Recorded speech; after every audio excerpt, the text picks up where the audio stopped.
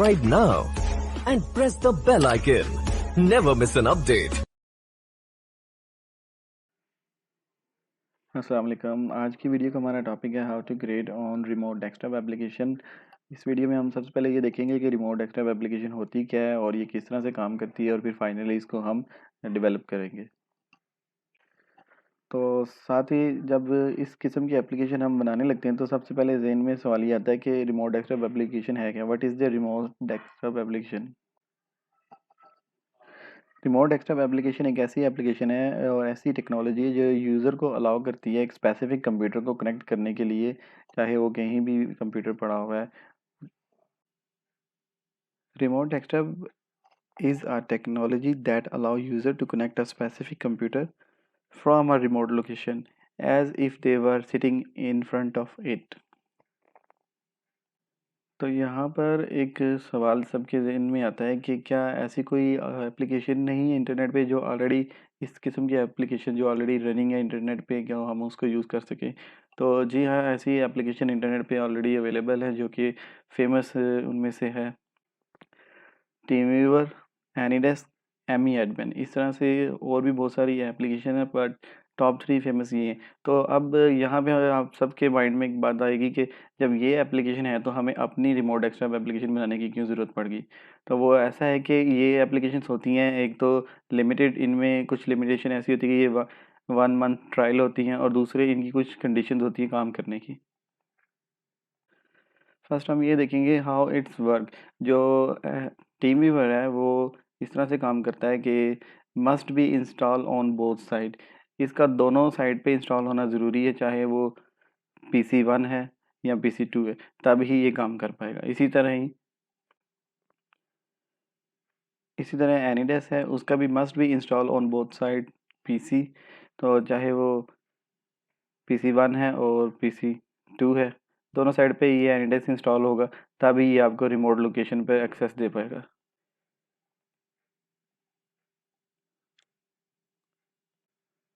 In my case no need to install other PC। जो हम अपनी लोकल एप्लीकेशन डेवलप करेंगे रिमोट डेस्कटॉप, उसमें ऐसा होगा कि हम PC1 पे एक एप्लीकेशन है जो हमने अभी डेवलप की होगी उसको रख देंगे, और जो PC2 है उस पर इंस्टॉल करने की ज़रूरत नहीं। हम PC1 की मदद से ही, जो उस पर एप्लीकेशन रखी उसकी मदद से ही PC2 को एक्सेस कर लेंगे रिमोट डेस्कटॉप कनेक्शन यूज़ करते हुए। तो चलें, let start to build software application. अपनी एप्लीकेशन को बनाते हैं और चलते हैं अपने प्रोग्रामिंग व्यू की तरफ। हम आ गए हैं अपने प्रोग्रामिंग व्यू की तरफ। तो कॉन्फ़िगर योर न्यू प्रोजेक्ट, मैंने यहाँ पे ऑलरेडी अपने प्रोजेक्ट का नाम रख लिया है, और इस टाइम हम जो फ्रेमवर्क यूज़ कर रहे हैं वो लेटेस्ट फ्रेमवर्क 4.7.2। तो चलिए क्रिएट करते हैं।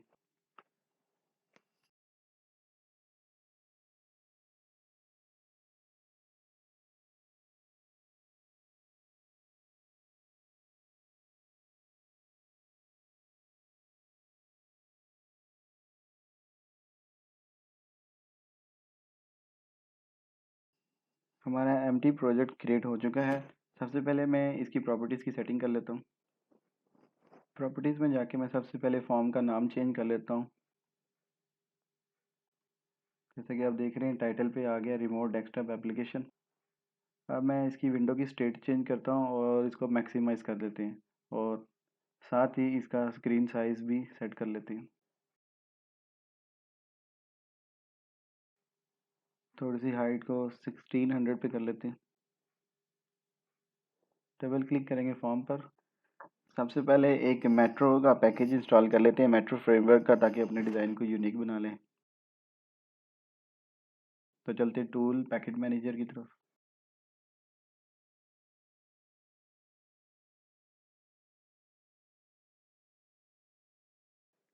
यहाँ पे आपको ब्राउज़ पे जाके सर्च करना है मेट्रो।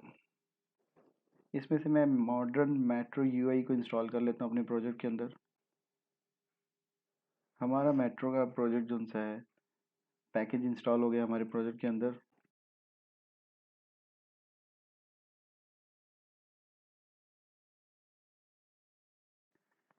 पैकेज इंस्टॉल होने के बाद मैं एक बार ऐसे करता हूँ कि इस प्रोजेक्ट को एक बार बिल्ड कर लेता हूँ।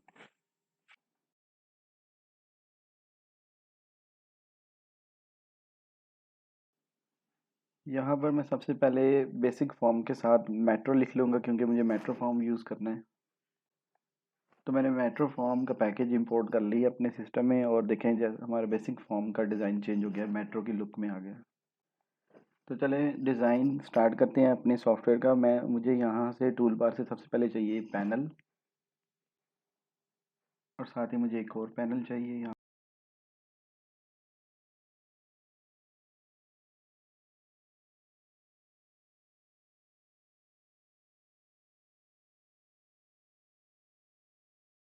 पर। इसको मैं एडजस्ट करता हूँ लेफ़्ट साइड पर।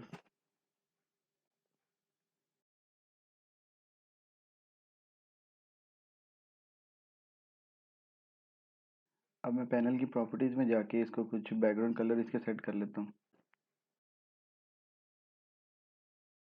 इसको सिस्टम में से मैं कोई ग्रे वाला कलर दे देता हूँ।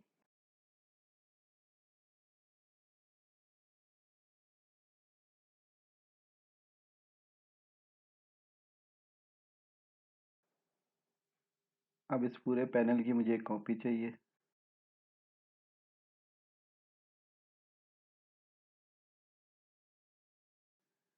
इन दोनों पैनल को मैं थोड़ा सा रीसाइज कर लेता हूँ।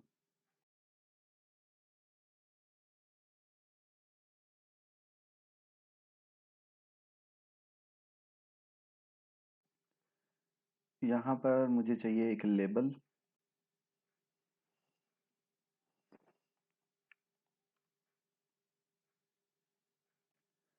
और लेबल की प्रॉपर्टीज़ में जाके लेबल का कलर मैं वाइट कर लेता हूँ। यहाँ पर लेबल को नाम करते हैं रीनेम योर आईपी और साथ ही मुझे चाहिए इसके एक टेक्स्ट बॉक्स को मैं मल्टी लाइन चेक्स इनेबल करके रीसाइज कर लेता हूँ अपने हिसाब से।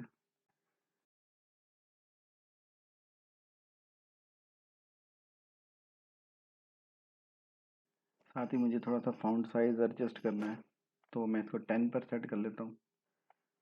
अब मैं साथ ही टेक्स्ट बॉक्स की प्रॉपर्टी नेम भी सेट कर देता हूँ।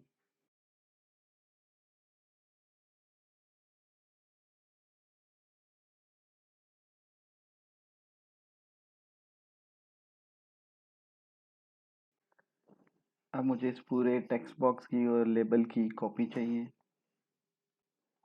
मुझे 3 कॉपीज़ चाहिए और साथ ही थोड़ा सा अपने पैनल को रीसाइज कर लेते हैं।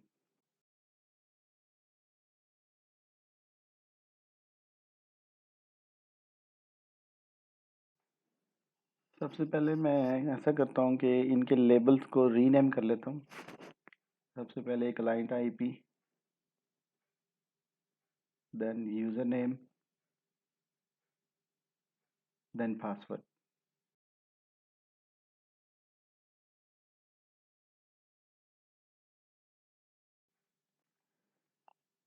यहाँ पर हमारे दोनों पैनल की प्रॉपर्टी सेट हो गई हैं और अब मैं ऐसा करता हूँ एक बार इसको प्रोजेक्ट को रन करके देखता हूँ। चलिए मैं इसको स्टार्ट करता हूँ। तो प्रोजेक्ट हो गया स्टार्ट और हमारी एप्लीकेशन का कुछ लुक नज़र आना शुरू हो गया है। तो चलें मैं इसमें कुछ मज़ीद और सेटिंग करता हूँ डिज़ाइन में। यहाँ पर मुझे टूल बार में से एक पिक्चर बॉक्स चाहिए ताकि मैं एक पिक्चर पीएनजी फॉर्मेट में इंपोर्ट कर सकूँ। अब इस इमेज के साइज़ को मैं ऑटो मोड पे कर लेता हूँ। ऑटो साइज़ इमेज को रखते हैं लेफ़्ट साइड पे और थोड़ा सा टेक्स्ट को स्पेस देके आगे को कर लेते हैं ताकि हमारी इमेज अच्छी तरह से अपनी जगह पर फिट हो जाए। राइट क्लिक करके मुझे चूज़ आइटम में जाना है।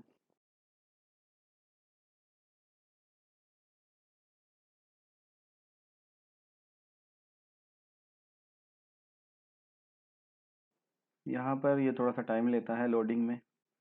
तो चलिए लोडिंग कंप्लीट होगी। मुझे जाना है कंपोनेंट्स में से और यहाँ से मुझे सेलेक्ट करना है माइक्रोसॉफ्ट आरडीपी एक्सटेंशंस। यहाँ से मुझे माइक्रोसॉफ्ट आरडीपी को चेक करना है जो कि मैंने ऑलरेडी इंस्टॉल किया है। तो यहाँ पर मैं इसको कैंसिल कर लेता हूँ। टूल बार में जाके मैं सर्च करता हूँ आरडीपी और ये मेरे पास आ गया माइक्रोसॉफ्ट आरडीपी क्लाइंट। इसको मैं अपने प्रोजेक्ट में इंपोर्ट कर लेता हूँ। ड्रैग करके मैं ले आया हूँ अपनी मेन स्क्रीन पर। यहाँ पर अपने आरडीपी को थोड़ा सा रीसाइज कर लेते हैं और प्रॉपर्टीज़ में जाके इसकी थोड़ी सी हाइट और विड्थ को सेट कर लेते हैं अपने हिसाब से फिट टू स्क्रीन पर। प्रोजेक्ट को रन करते हैं और देखते हैं हमारा RDP हिट टू स्क्रीन हो गया। अच्छा, अब मुझे यहाँ पर दो बटन ऐड करने हैं, कनेक्ट नाउ और डिस्कनेक्ट के लिए।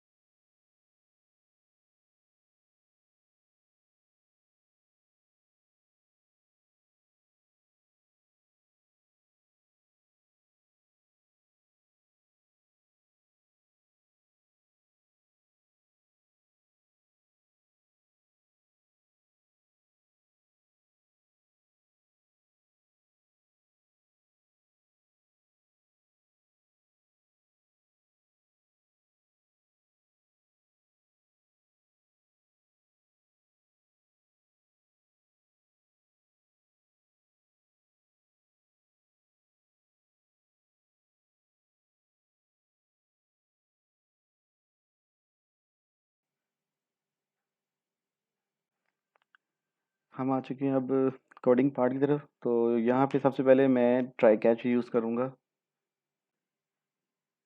ताकि जो भी एरर आए वो हम कैच में इसको रिसीव करें और मैसेज बॉक्स में शो करें। मैसेज बॉक्स में मैं एक एरर डिस्प्ले करूँगा।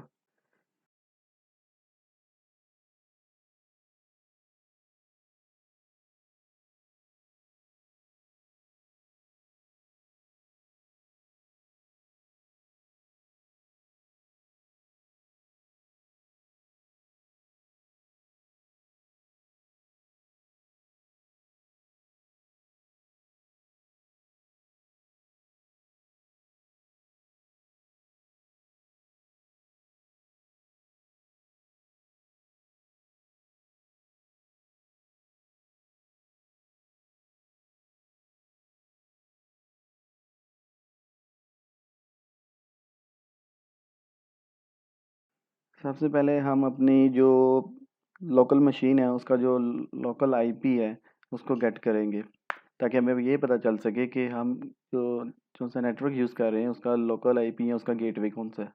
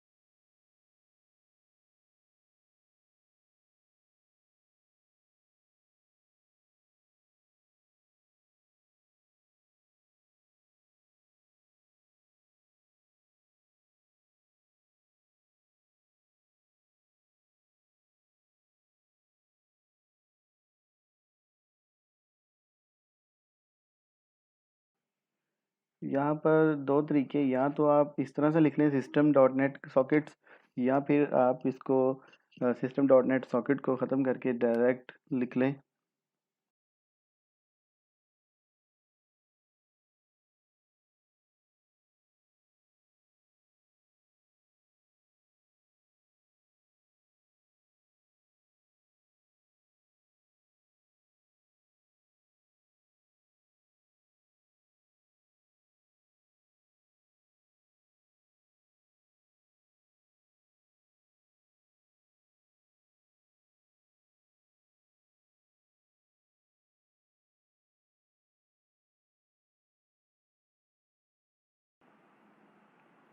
इधर मैं यूज़ करूँगा टेक्स्ट बॉक्स, यहाँ पे आईपी हमने डिस्प्ले करना है और IP dot to string simple.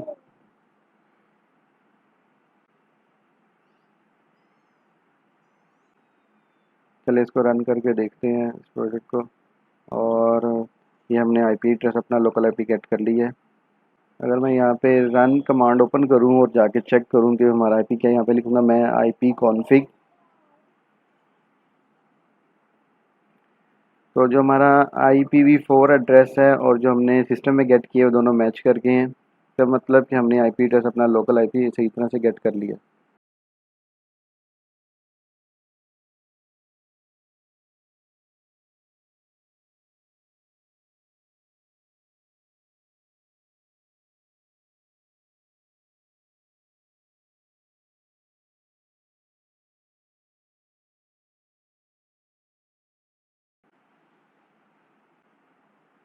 अब मुझे कनेक्ट नाउ बटन की थोड़ी सी सेटिंग करनी है प्रॉपर्टीज़ की, और डबल क्लिक करके बटन के अंदर एंटर होकर यहाँ पे कोड लिखते हैं अपने सर्वर को आरडीपी की कॉन्फ़िगरेशन के लिए। तो ट्राई कैच में यूज़ करूँगा। सेम वैसे ही कैच के अंदर हम मैसेज लिखेंगे और मैसेज में जो भी एरर होगा वो उसको रिसीव करेंगे।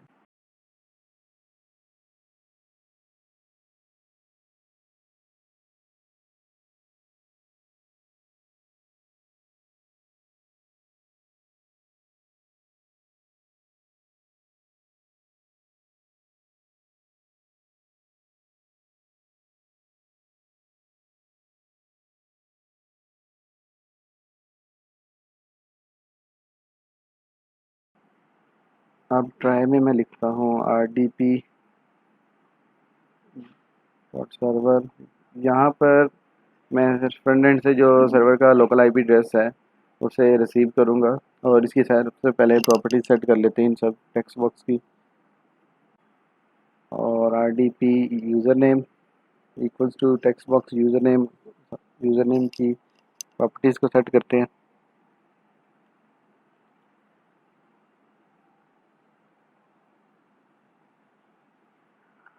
और equals text box dot user name dot text.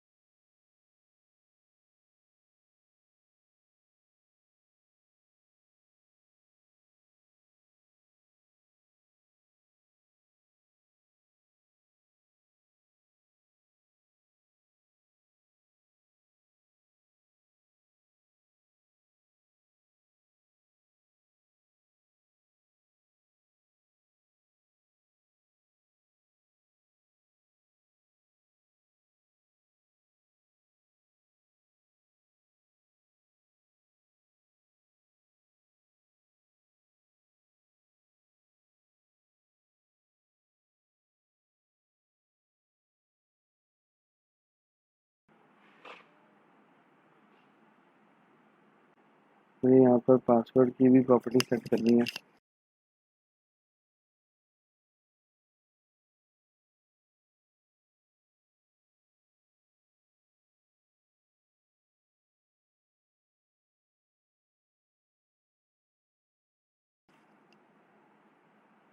Property name RDP dot connect.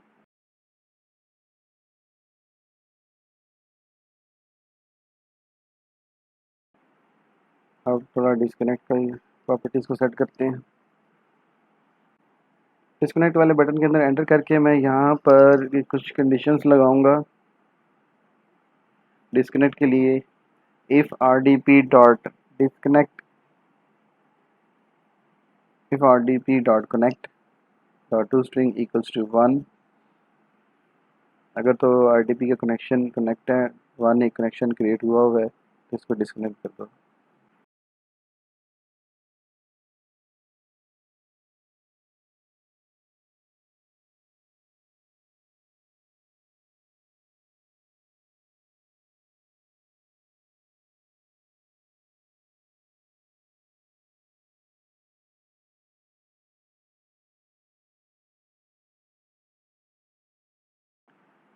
अब यहाँ पे मुझे करना ये है, जब मैं जैसे ही कनेक्ट वाले बटन पे क्लिक करूँ और कनेक्ट वाला बटन डिस्कनेक्ट हो जाए और डिसेबल वाला बटन एक्टिव रहे।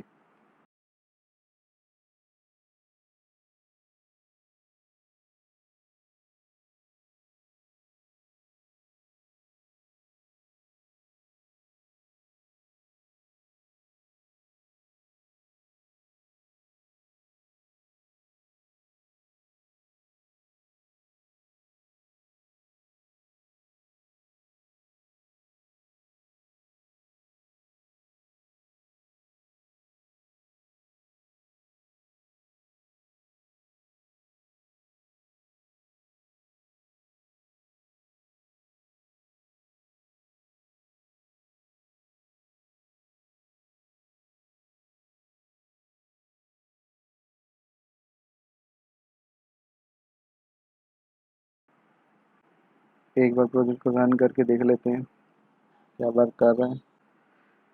यहाँ पर मैंने अपना इंटरनेट चेंज किया है और अब जो मेरे पास न्यू आईपी एड्रेस आया लोकल, वो ये वाला है। इसको आरडीपी वाले से और सीएमडी में जाकर आईपी कॉन्फ़िग लिख कर मैं चेक करता हूँ कि मेरा IPv4 एड्रेस जो सा आया है वो मैच कर गया है कि नहीं। तो यहाँ पर मेरा आईपी एड्रेस मैच कर गया है, हमने सही आईपी गेट किया है। तो क्लाइंट आईपी में टाइप करूँगा और साथ ही मैं यूज़र नेम जिस क्लाइंट मशीन को कनेक्ट करना है और साथ ही पासवर्ड।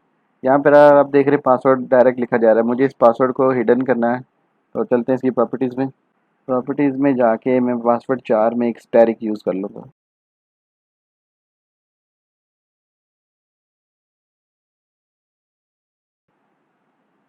फिर से रन करते हैं इस प्रोजेक्ट को और अब फिर से टाइपिंग शुरू करके देखते हैं। क्लाइंट आईपी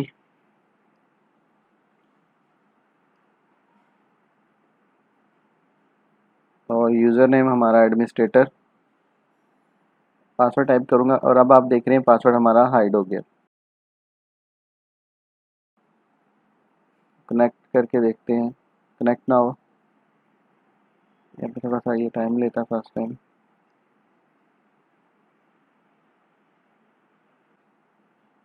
तो जैसा कि आप देख रहे हैं हमने क्लाइंट मशीन को सक्सेसफुली कनेक्ट कर लिया है। जो हमारा अपना RDP रिमोट डेस्कटॉप एप्लीकेशन थी उससे हमने क्लाइंट मशीन को एक्सेस कर लिया है विदाउट किसी अदर यूज़र साइट पर सॉफ्टवेयर इंस्टॉलेशन। हमने सिंगल साइट पर एक सॉफ्टवेयर रन किया है और PC1 से सॉफ्टवेयर रन करते हुए PC2 को कनेक्ट कर लिए रिमोटली अपने रिमोट डेस्कटॉप एप्लीकेशन के ज़रिए। डिस्कनेक्ट करके सोर्स कोड की तरफ चलते हैं। तो उम्मीद है आपको हमारा ये आज की इस वीडियो आप